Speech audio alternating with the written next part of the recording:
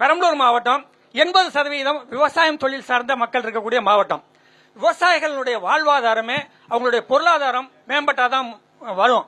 இந்த மாவட்டத்தில் தமிழகத்திலேயே முதல் 10 இடத்துல உணவுப் பொருள் உற்பத்தியில நாங்க இருக்கோம். சின்ன மாவட்டமா இருந்தா கூட அதுல முக்கியமான பயிராக மக்காசோளம் நாங்க 75,000 ஹெக்டேருக்கு மேல சாகுபடி பண்ணி 6.5 லட்சம் மெட்ரிக் டன் உற்பத்தி பண்றோம்.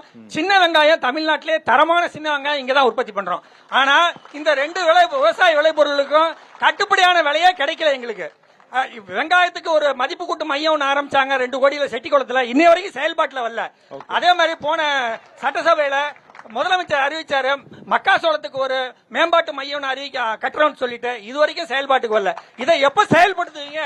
அல்லது விவசாயிகளுக்கு கட்டுப்படியான விலை நிர்ணய பொருள்களுக்கு கிடைக்கிறதுக்கும் விவசாயிகளுடைய பொருளாதாரத்தை மேம்படுத்துறதுக்கும் என்ன திட்டம் வைப்பீங்க அப்படிங்கறத எங்களுடைய கோரிக்கை. ஓகே ஓகே, நன்றி நன்றி. தமிழக வெற்றி கழகத்துக்கிட்ட இந்த கேள்வி கேட்கலான்னு இருக்கேன். ஆனா சிவகுமார் அண்ணா இல்ல எல்லாருமே பதில் சொல்ல போறாங்க. அமைதி எல்லாரும். ஆனா இங்க பாருங்க, கேள்வி வாங்கிக்கோங்க. இங்க பெரம்பலூர் மாவட்டத்தில் விவசாயம் அதிகமா இருக்கு, விலை பொருள்களுக்கு உரிய விலை கிடைக்கிறது இல்ல, அதை பாதுகாப்பா வைக்க முடியறது இல்ல அப்படின்னு சொல்லி அண்ணன் கேக்குறாங்க. நீங்க ஏதாவது தீர்வு வச்சிருக்கீங்களா? என்ன பண்ண போறீங்க? நீங்க சட்டமன்ற உறுப்பினர் அந்த போட்டியில இருக்கிறீங்க. இப்ப நீங்கள் வெற்றி பெற்றா என்ன தீர்வு கொடுப்பீங்க? விவசாய சங்கத்துக்கு எங்களோட கோரிக்கைன்னு சொல்றதோட உங்களுக்கு உறுதிமொழியை நாங்க கொடுக்கிறோம். நாங்க ஆட்சிக்கு வந்தால் நீங்க சொன்ன திட்டங்கள் அனைத்தும் அறிவிக்கப்படல, உறுதிப்படுத்தப்பட்டு அமலாக்கப்படும். ஏன்னா இதை நாங்க தளபதி அளவில் இந்த செட்டிக்குளத்தையும் இந்த மக்காசோளம் விஷயங்களையும் நாங்கள் கொண்டு போய் தளபதியில் கொண்டு போயிருக்கோம். அவங்க கண்டிப்பா பிரச்சாரத்துக்கு வரப்ப இதை பத்தி கண்டிப்பா பேசுவாரு.